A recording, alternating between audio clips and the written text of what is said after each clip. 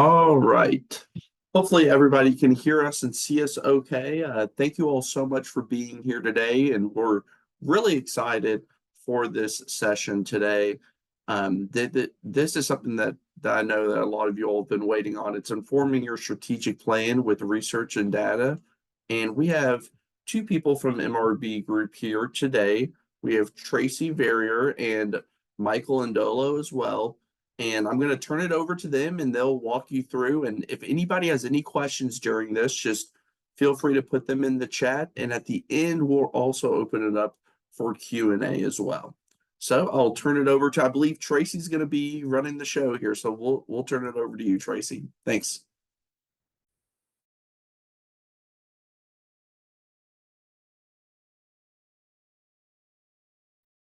All right, thank you. Thanks, everyone. Michael Indolo here from MRB Group. We're privileged to present today on the topic of how to use data to inform and guide your strategic planning process. And before we jump into kind of the contents, I'll just start off with like, why is it important to have data in your strategic plan? And I would say, first and foremost, it is that you all have a lot of stakeholders, and a lot of those stakeholders have very different interpretations of what should be done and what needs to be done. And having data to inform that can help you bring a little clarity to those thousands of voices that are yelling at you about what they think needs to happen or what they think is possible.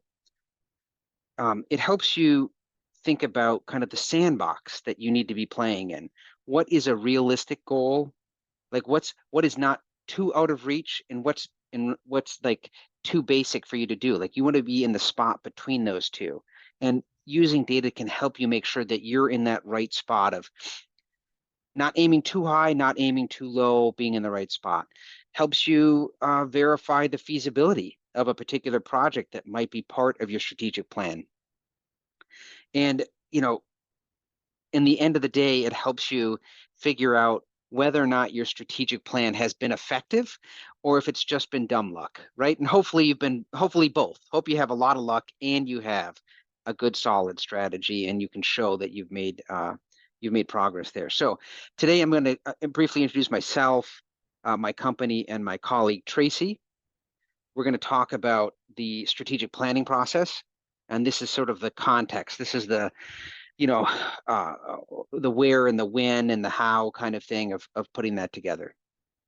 The third element there, the step by step, that's the playbook. How do you actually use the data in the process? And number four, how do you measure your success? How do you, I'm sorry, rather, how do you test to see project feasibility? And then how do you measure success? So again, drop into the chat if you have questions along the way. If there's a pertinent topic to a particular slide or a particular item that we're talking about, we'll try to answer it right away.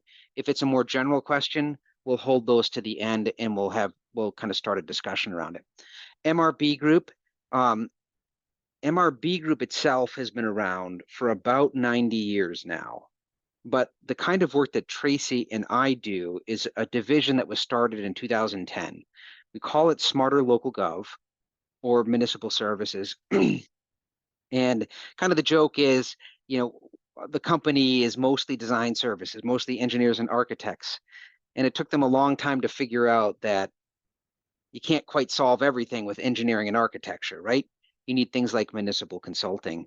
And that can be helpful around not just economic development, which is what we're here to talk to you today about, but things like planning and service consolidation and GIS and budgeting and executive recruitment and HR issues. So the Smarter Local Gov is kind of the division at MRB Group that Tracy and I work with to help communities on those non-technical, non-design issues. Right now, we have offices in New York, South Carolina, Michigan, and Texas, and we are pushing into and doing projects in North Carolina, Florida, Georgia, and Virginia. So we are all over the Southern Economic Development Council's territory, and hope to be in all the states shortly. So for myself and Tracy, I have been working in economic development consulting for the last 20 years. Have worked over, I think, a total of 24 states of the Union, mostly east of the Mississippi. I joined MRB Group a little over 5 years ago now, and I'm their Director of Economic Development, where we, provide all the economic development services. Tracy is the practitioner. She's the Deputy Director of Economic Development, but she had the maybe unenviable role of simultaneously running 6 economic development organizations at her former employment. One was the umbrella organization. There were 2 industrial development agencies. There were 2 local development corporations and the Chamber of Commerce. So she brings a lot of strategy. She needed a lot of strategy to deal with all those stakeholders. And so she's kind of an expert on the implementation and the running of the actual economic development plan once it's put in place. So I will now hand it off to her to talk about the process of strategic planning and putting data to work. Thanks, Michael. So what you see in front of you right now is the process that we tend to follow when we are developing a strategic plan of really any sort, whether that's for economic development, housing, downtown revitalization, what have you. And we'll walk through each of these sections individually to talk about the data, but really, you need to identify the need for a plan. You don't want to plan for the sake of planning, but really understanding what the plan is intended to do and identifying where it's needed and when it's needed. And then developing the buy-in and funding to actually make the plan happen, working with stakeholders, funders, boards to really get to a yes on the idea of moving forward, and then initiating, whether that's by delegating to someone in the organization, working with a local organization, or hiring a consultant or contractor. From there, you get into the actual planning, which we like to start with an existing conditions review, which looks at things like existing plans and strategies, land use comprehensive plans, what's already partners, capacities, what's already happening in the community, as well as an economic and market analysis, which is more data driven. From there, you get into kind of the engagement component of the project or of the planning process, where you're talking about a steering committee and engaging stakeholders or interested parties, sometimes the community more broadly. And then you get into the actual planning, where you're identifying your goals and creating an action plan. Then you get to actually having the plan, which is creating the report and then telling people about it, saying, here, we have this plan, sharing it with your partners, making sure everybody understands the vision and the goals of that plan. And then finally, the hardest part, the implementation, actually taking that plan and doing something with it. We all know it's really tempting sometimes to kind of put it down and say, I'll get back to that, or to lose track of it. So it's just really easy to lose track of a strategic plan in the day-to-day of economic development. Priorities shift constantly. So the implementation is really critical, because otherwise the plan obviously is useless. So we'll talk about each of these pieces a little bit more as we go through the step-by-step as well. This first section of the process is the pre-planning. So this is where you're identifying the need, making the case. And really what we're talking about in terms of research and data here is justifying the need, looking at the data within the community to say, look, we're falling behind in terms of entrepreneurial development or housing or whatever the case may be. But also another piece you could utilize here, other than just baseline data, is benchmarking to other communities, looking at communities that you aspire to be more like or that have similar visions and values, and look how you're performing against that benchmark community and say, look, if we want to be more like our neighbor or this California municipality, these are the factors that we're looking at, and this is how we are doing compared to that municipality. So benchmarking is another useful way to utilize data to tell people why you need the plan and what it is you're trying to accomplish with the plan. So what we have here is two different examples of this. One is a primer. This is the first one is a one-pager from a marketing document. It was a 4-page marketing document in relation to building something like a YMCA or a community space like a YMCA in Saluda County. And what they did is they looked at the health data for the county and really told a story around that data to say, look, we're falling behind in these health metrics, and it's critically important, like life and death important, to make sure that people have health and wellness resources available to them in our county. And so they put together a marketing package as well as a larger plan to move that project forward.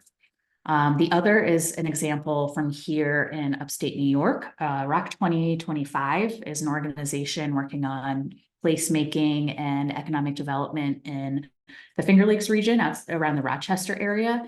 And what they did is they created a peer group of 53 communities from across the country, and they consolidated the data for those communities and are consistently looking at how they are performing in these metrics against those communities. So where were we, 5 years ago versus where are we now? And you can see here that, they've improved in all of these metrics, from job growth to per capita personal income by various levels. So you can see in the small typeface there where they started and where they are now.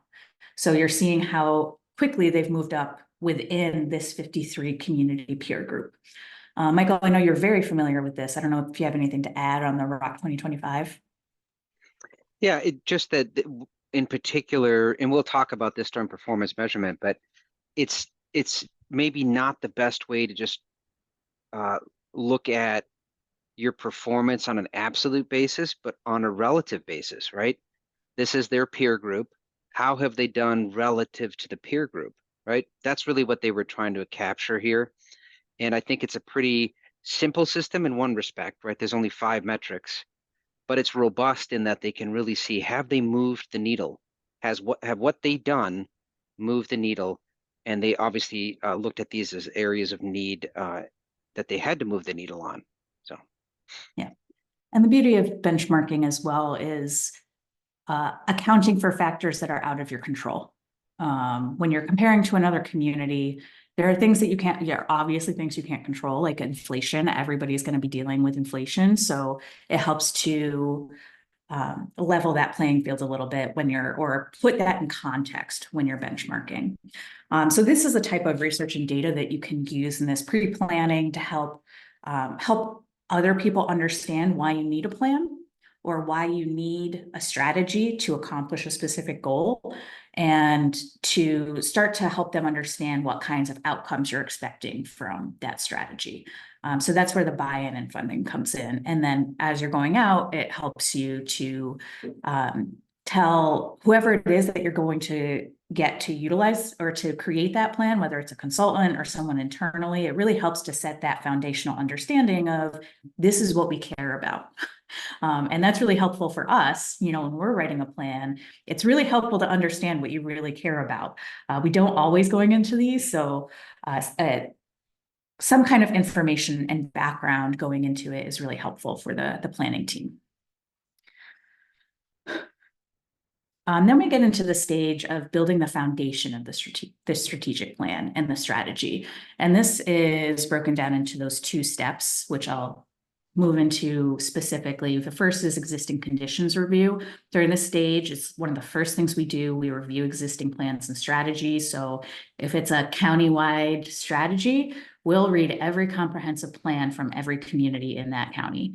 And we'll and then any strategies related to what we're looking at, studies that have been done. And what we do here is we really start to pick out trends, both in different areas of the community, of the county or the geographic area, regarding what their priorities are, what they care about, what they don't care about, and really just start to pick out those trends that have occurred over time as well as any efforts that are ongoing already. We don't want to reinvent the wheel. We oftentimes bring in our strategies have actions related to advancing efforts that are already in the works, because there's no reason to start something new if you can support something that already exists. So that really just gives us the baseline of what's already happening and what are the current priorities that we can see in these plans. From there, we like to look at who are the main partners and what capacity do they have in terms of resources, staffing, funding, just time, who's available to help actually implement this plan, and who should we be including within the strategies as partners. And then finally, we sometimes, not always, take a look at land use review. This depends on the nature of the strategy, but we'll look at the residential real property information, or we'll look at real property information and summarize it into use type, and just get a better understanding of how the community breaks down by land use type to begin with. And this type of a review really just gives us that baseline understanding. And we don't even stop at just the local. When we're reviewing local information, we'll look at regional plans as well. Like if you're part of an economic development region, we'll look at a CEDS, a comprehensive economic development strategy that already exists, or those types of things that help us to see how your plan will eventually fit into a larger trend or a larger effort.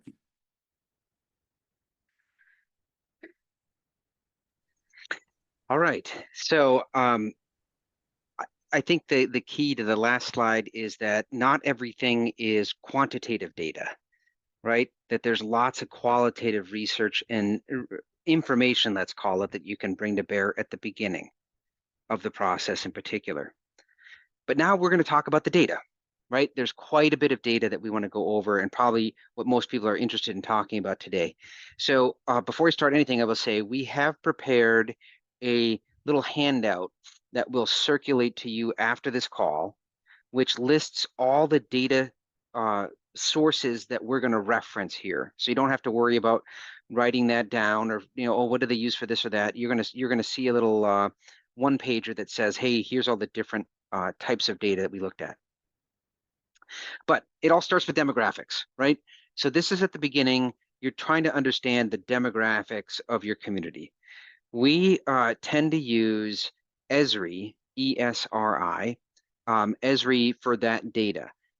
Relatively cheap source of data. I think you can get a pretty modest 1-year subscription. And so this is a very affordable thing for most communities in most regions. I highly suggest it. The module that we have selected is the Esri Business Analyst Online, BAO. Most of this data comes from the U.S. Census Bureau.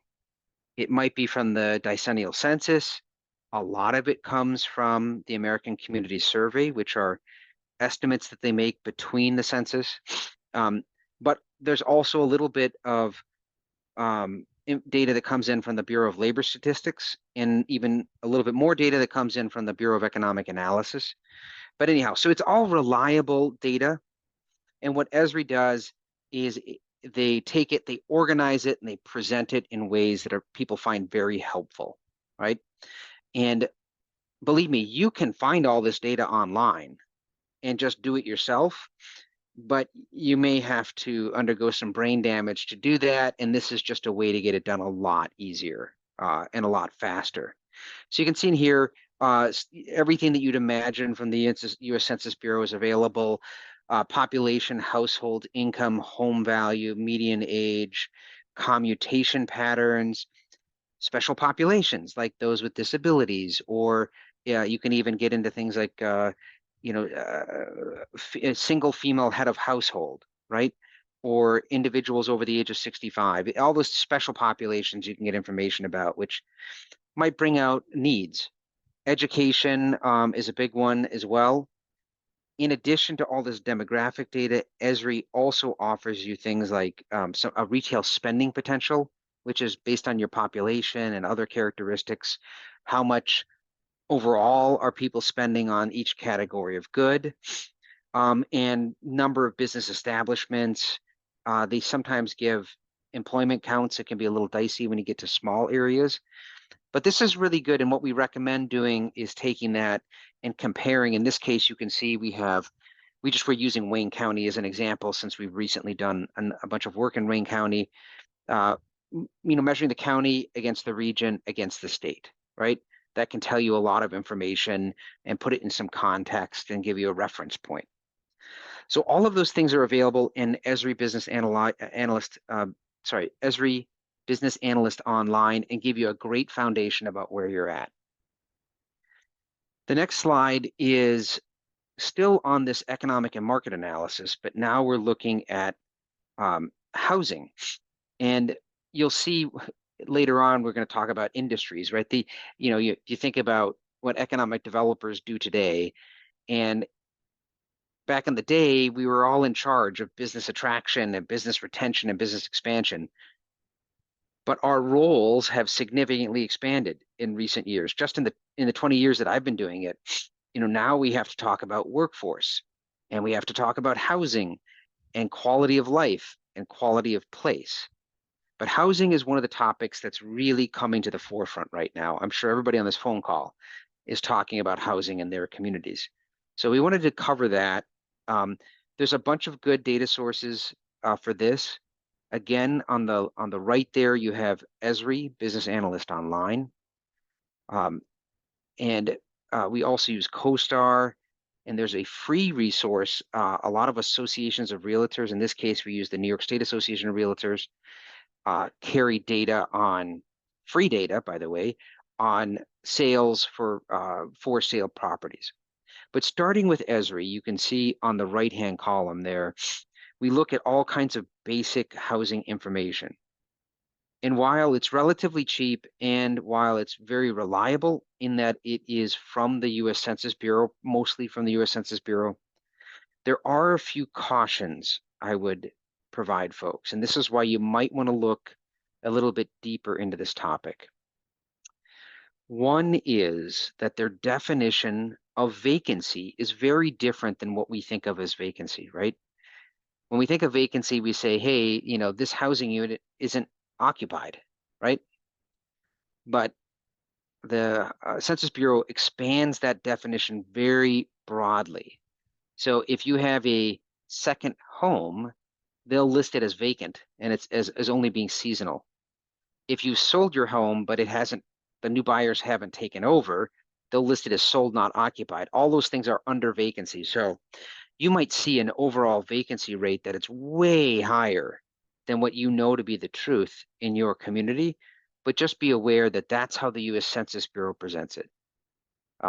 Is they categorize a lot of things that are vacant that aren't normally that. And the second caveat is rents. You can see here in this particular case, we have rents in the $800.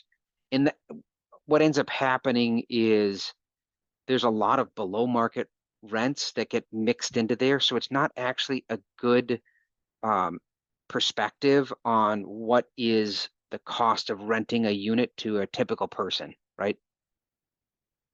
So just be careful with that.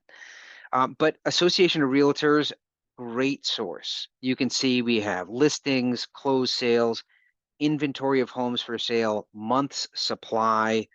All of those things are great. If you have a friend who's a realtor, you can probably get an even deeper look into that and more up to date.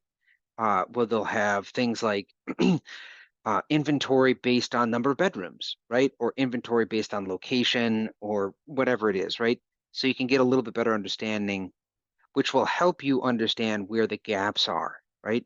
If there's literally no inventory of, name your product, townhouses, well, it'll come out in the data. Again, that's free, and free is the right price. CoStar fills another gap, which is on the market rate for rent, right? Properties. And they have lots and lots of data.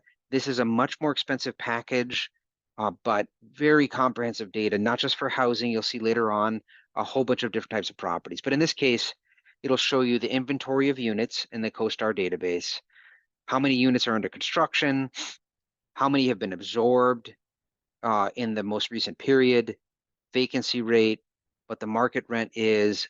For those that have sold, the sale price per unit. Again, this is rental housing, but if you have a sale of a rental housing block, what that price per unit is. And then you can see they have some really nice graphs that just show you trends and vacancy, occupancy, net deliveries, all that kind of stuff, right? So this will give you a picture overall of what, so the demographics will tell you what you need. This will tell you what you have and what you're likely to get and where the gaps are. So let's move on to something that's maybe a little bit more traditional, which is an industry analysis. Again, in the normal domain of economic developers, we need to know a lot of things about industry. So I will say CoStar on the bottom right, you can see also covers, so not only multifamily, but industrial, office, and retail. They also cover hospitality, but that's kind of a special use so that they don't have quite all of this data. They have a different set of data that's available, but also pretty comprehensive. So you can see the bottom right there is industrial real estate. You can see the vacancy rate. You can see the deliveries in blue and the absorption in orange on that left-hand graph. But also you can see what's your inventory, what's vacant, what's under construction, how many feet are vacant, that kind of thing, and what's the sale price and asking price per square foot. There's a lot more data behind that I won't go into, but it's a great resource for economic developers that want to understand what their real estate position is in the industrial space and office and retail, and what it is for the larger region. I would suggest if you do this, look at a very large region and then look at your county, and that you'll get some really good comparative data.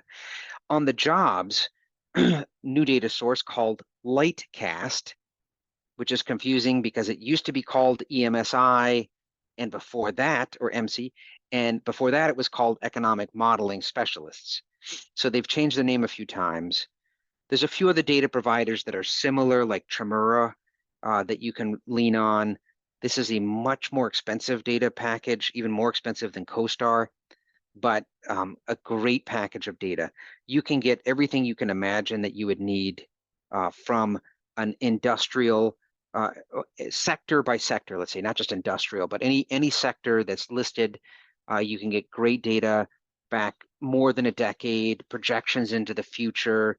You can get things like concentration of that industry in your region, like location quotient, that helps you say, what are we strong in today? Competitiveness using a thing called shift share analysis, which says how much of our growth in this industry can be attributed to just national growth or growth within the industry across the nation versus the local competitive boost to that. Great way to identify targeted industries, by the way. And I know that's a lot of people are interested. What are our targeted sectors? Well, Lightcast has a great tool within it where with just a few selections and being careful about geographies and industries and what your priorities are, you can come up with a pretty good foundation for what your targeted industries should be. There's some additional things that this covers that I just don't think we have time to go through right now. But I'm happy to talk about it if there's some questions on the back end, because we have more data to talk about again during this market and economic and market analysis, and that is workforce. Most of this comes from Lightcast.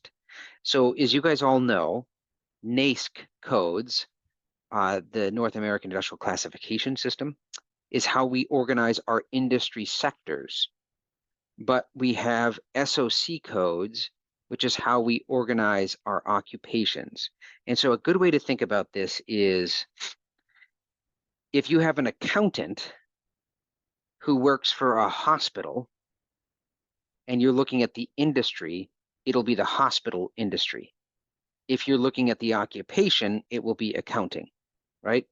So every industry has a mix of occupations, but from a workforce development point of view, what you really care about is occupations, because that's going to determine skill sets, right? So Lightcast provides a wealth of data on the workforce side. One of the things that you see right here, which is top demanded skills and top supplied skills, right? So what that means is demanded skills are job postings for, in this example, nursing, merchandising, warehousing, emergency medicine, et cetera, right? And then top supplied skills, marketing, project management, new product development, and how do those match up, or more specifically, how do they not match up, right? So that's one way to look at that, which is to say, how many folks are out there with those skills, and how many folks, and how many people are needed with those skill set. That's not the only way to look at it, of course. You can also say, what do we need out there? And how does that compare to what's called completions, right? Those are the educational certificates that are given each year in your region. So you can say, hey, every year, nursing as an example, every year we need about 1,000 nurses, and we're graduating 800 completions in nursing each year. We have a big gap. We have a 200-person gap, right? So there's a lot of different ways you can look at your workforce through this. And again, there's other data platforms. Lightcast is the one that we use. A few things that are helpful here that I'll just point out is, yes, we have some breakdown with labor force participation rate between not in the labor force, which has been very interesting. I'm sure you guys have all witnessed the change in our labor force, which is the folks that are of age, but also in the pool of eligible workers. The not in labor force category has grown quite a bit in recent years, and has been, depending on what region you're in, is becoming a crisis almost for some regions. But you can look at a whole bunch of other things. You can break it down by gender, you can break it down by age, you can break it down by skill level. There's lots of different ways that you can look at the data. This is not the only data that's available out there, but this is really comprehensive. We suggest, in addition to the hard data that's available, that you also go to your workforce investment board, your community college, and your major employers and do some interviewing with them and say, hey, where do you see these things? Where do you see, like at your community college, how are you changing your curriculum to meet our needs right now? And what do we need to do more of? So that is a long-winded and very comprehensive, I hope, look at all the different data that you can bring to bear on this stage of the strategic planning process. I'm going to hand it back to Tracy to talk about gathering input from folks about this. Yeah. And if you don't mind, I'm going to give a little anecdote before I move on about how data can set the foundation in a way that actually guides the rest of your planning process. We did a housing study in Chautauqua County here, and the demographic data showed us that there was a exceptionally high number of households with individuals with disabilities in one particular city within the county. And so we went to the client and said, like, hey, what do you know? Like, what do you know about this? I was thinking maybe there was a special program at the local college, or there was an employer that had a special hiring program. And she said, like, now that I think about that city, it makes sense, but I have no idea why. And so that actually led us down a road of trying to understand why, but also what housing needs, where the gaps were for housing of people with disabilities in that area. And there were strategies in the action plan at the end related to that particular area and related to accessibility, because there was clearly a need within the existing population. So things like that will come out of the data to help you understand some of the questions you need to ask. And sometimes the answer is it's an anomaly. We run into that occasionally, especially with real estate data. But other times it really uncovers a trend that maybe no one had put their finger on before. So with that, leading into the discussion about gathering input. So you have your data, you know where the trends are, you've got a foundational understanding of who the partners are. Now is where you need to start gathering input from the community, from stakeholders, from experts in your community. So one thing that we do is we establish a steering committee. This is typically folks who are connected to our client community in some way, shape, or form, and can provide a level of expertise in reviewing documents before they go public, but also providing us with insights about where the landmines are. How do we avoid stepping in it before we even go out there and start talking to the world. So that's technical term, stepping in it. So we have the steering committee that provides that kind of baseline guidance. They do an initial review of deliverables. They provide input and insights from their work. But then there's the stakeholder engagement piece. And this is where we go out and do interviews or focus groups, perhaps community meetings. And what we're really trying to get to here is following up on those questions that came out during the data analysis. What trends do we need to dig more into? What's missing? Like, what isn't the data telling us that people actually do see in the community? And who hasn't really had a voice in prior planning? So looking at those comprehensive plans and what communities might not be properly represented in those plans. So again, this is really about qualitative data. The stakeholders sometimes have, in fact, physical hard data for us. We find that we often need to get stakeholder data around homelessness from local partners. There's not really a good set of data more broadly available. So it's really localized. So we get that type of quantitative data, but the stakeholder input is typically very qualitative in nature. What's happening in the community? What are you seeing? How is it aligning with the data? Are the prior plans still relevant? Are those priorities still the same? And we talk a lot to municipal leaders to try to dig into that and figure out, okay, how have priorities and values shifted since there's been prior planning? And then so we have the data driving strategy. So we have data that drives the strategy, but then we also have data that we share with the public to help them understand where we're coming from and the questions that we're asking, and to help them, if we give data to a stakeholder, it really helps to guide their comments and the questions that we're trying to ask and answer.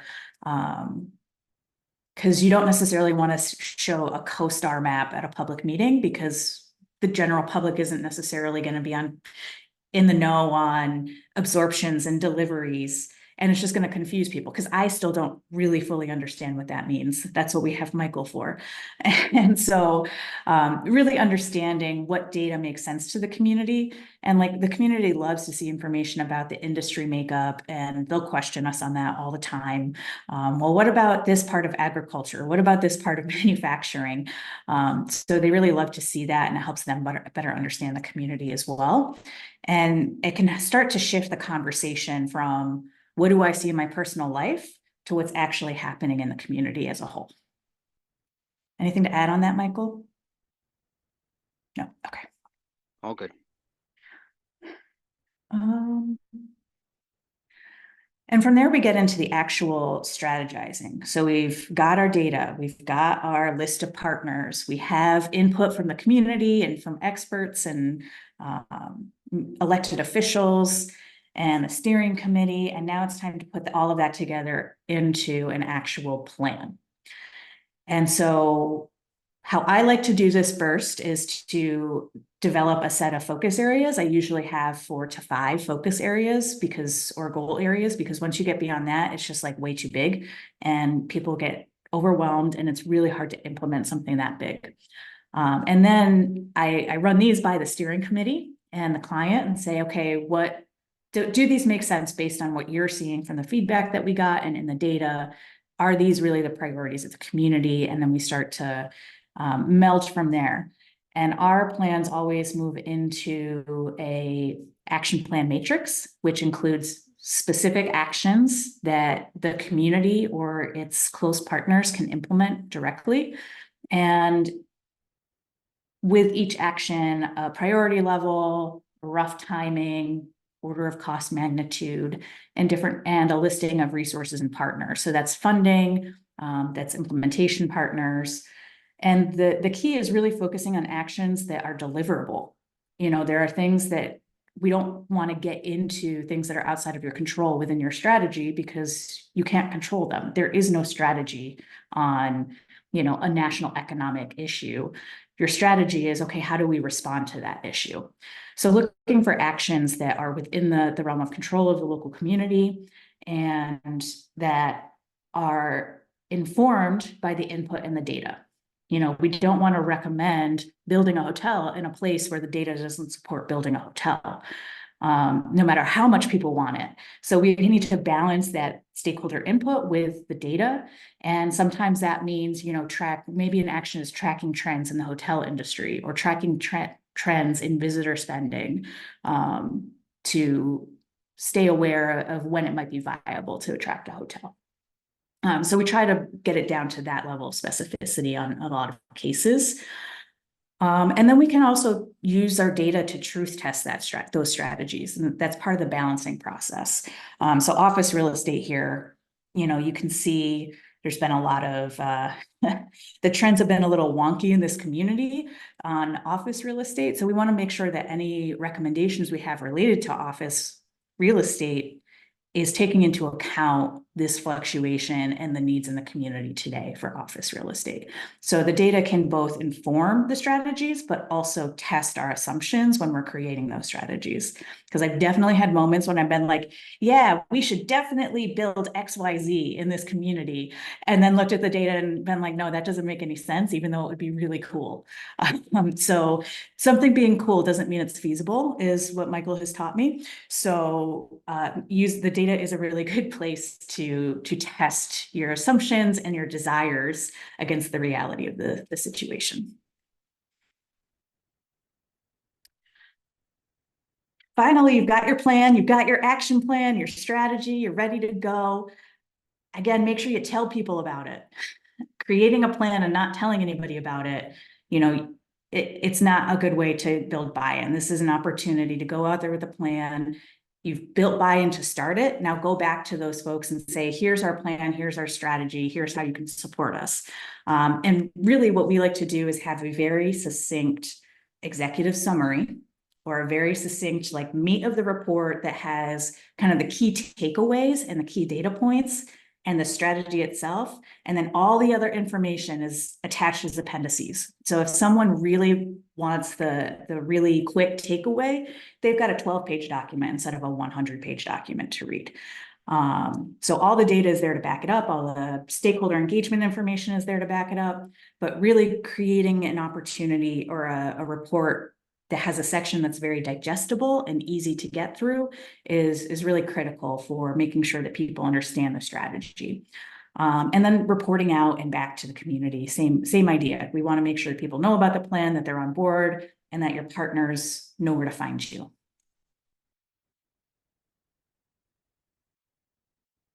And then, like I said, the hard part, the implementing. You have to get to work, you know, whether it's, you know, picking 3 or 4 things that are high priority items, maybe some are short-term, some are long-term, but really start to plug away at those.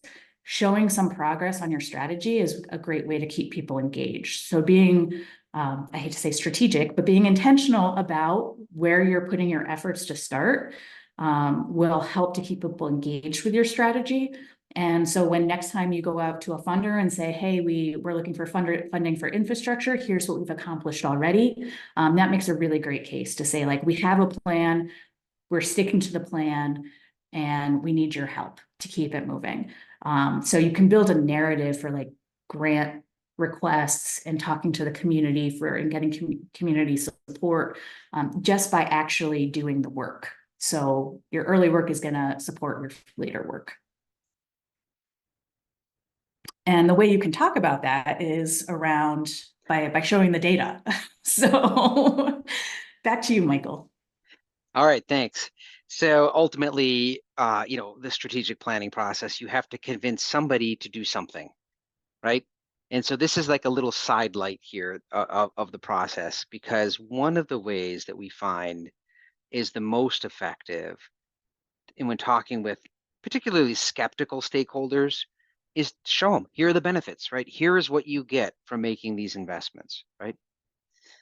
So Lightcast, which is one of the data sources I talked about earlier, offers an economic impact model as one of its modules in the program. So really you can tell 3 stories. One is the summary of the economic impacts. That's that top right. So just look at scenario 1 there. You know, we said, hey, if you build it out this way, this is what you get. direct jobs at 131, that's on site, right? Let's say you have a business park or something like that. That's what you get. You have some wages associated with it. The model will tell you what your indirect impacts are, right? Those are business to business purchases, and those are employees that spend their wages locally, create some additional jobs. So you actually don't get 131 jobs in scenario one, you get 156 jobs. And you can get to some impressive numbers where people start saying, oh yeah, it does make sense for our community to invest in a business park or in whatever it is, right, that you're looking at. The second way that you can show value and convince people to do things and test these projects is to talk about what are the fiscal benefits to our government, right? What are the revenues that our governments will receive? Well, depending on the jurisdiction you're in, there's different tax regimes in each state, but you might have sales tax, you might have property tax, and pretty much everybody has water and sewer district revenue that they get from development that comes off of it. If you add up all those things, you can say, hey, yeah, we're making a big investment, but we're getting all this tax revenue over the next 10 years of this amount. Boy, that's worth it, right? And then finally, there's some folks that'll say things like, well, this is going to cost a fortune for us because we're going to have to do X, Y, and Z. You can throw some numbers at that. And that might be your school district, right? Depending on how they get revenue. There's ways to measure costs. This is a lot more complicated. There's a lot more methodological issues and a lot more homework that you need to do, but you can actually estimate some of those impacts that would be actual cost to the community for educating new students. By the way, it's sort of funny. I always talk to people about fiscal impact analysis. Say it's not all about fiscal impact analysis, because if all of it was revenues and expenses, none of us would have any children, right? We got, you make choices for things other than just fiscal revenues, but we have to at least talk about the fiscal costs and revenues that come off of that. So, and then finally, I know we're running up against time, and we did want to leave a little bit of time for discussion. It is important not only to report out, but to report back once you've implemented some of these things. So there's a whole bunch of ways that you can do that. And we have a number of examples we could talk about, but I just want to go in a little bit more detail on that one on the right that we mentioned earlier here, this ROC 2025. I really think this is a great way to do it because it's simple for the consumer, right? It may not be simple to put it together on your end, but it's simple for someone to look at this and say, oh, okay, back when we started this 10 years ago, we were ranked number 45 out of 53 metros for the job growth rate. Well, now we're ranked 35, which means we have improved against our benchmarks, right? Everybody has done better, but we have done incrementally better than the average, right? This is a great way to measure things. And it's actually not that much data collection to do it if you set it up right in the beginning. And remember, you're only at this point reporting on 5 data points. Makes a great annual report insert. It's a simple story. We've improved on job growth. We've improved on our unemployment rate. We've increased our regional GDP faster than the other communities have. Our labor force is about the same. And our personal capital income is per capita income has grown, again, relative to our benchmarks. This really, for if you have like the business community you're talking to, these are the kinds of metrics that they are used to thinking about. Position relative to benchmarks. And of course, in the private sector is position relative to competitors, right? We don't think about our neighbors as competitors, but we think of, we hopefully are in partnership with them. So what are the different ways that you can do it beyond that? Sometimes if you have a very specific goal, like you want to increase tourism as a particular thing, well, one proxy for that is attendance at a park, right? So if you have a particular tourist amenity or a park or whatever it is, whatever that venue is, and you say tourism, we want to increase tourism, well, that's a real simple measure, right? How many people visited this year versus last year versus the year before? So you can get a little bit creative about that, and usually that information is available and free, right? So a great way to do it. Absent those things, a very typical way that folks do it is they look at jobs by sector, and that's the top left graph here. And that's just simply, hey, if we have these if we have these 5 targeted sectors, right? Manufacturing being one of them. Where were we in 2013? Where are we today in 2023? Because 2023 is the last available data. Those 10 years, we've increased, and here's what that looks like over time, right? Here are other targeted industries. Jobs are typical, very typical value that people look at for obvious reasons. People being employed is a huge outcome. Wages can also be total income in that period, number of business establishments. And then if you want to get really fancy, you can talk about a whole bunch of other things like intellectual property generated, number of patents, SBIR grants that SBBR grants that are given to research institutions. But I would say I think the critical ones are, for example, listed here on the right. But I would say workforce and housing are 2 of the big numbers right now out there. And I think it's important to maybe add a few metrics related to those 2 things. So with that, we're at the end of our formal presentation. If there are questions, I'm sorry, but the recap just being, these are the things we talked about. Sorry, I'll cover this slide just real quick. Get the data and sell the data. Make sure you have that context. Give it to people so they can understand why it's important and measure and report back out. So that's kind of our recap. You'll have this slide deck for yourselves as well if you want to go back through, and we are certainly available to talk about it. So there we go. Thank you all so much for going over this today. And like Tracy and Michael mentioned, we do have some time for discussion, questions, anything that you might have. So feel free to either type those into the chat and we'll read them, or just kind of unmute yourself and we'll be listening for them as well.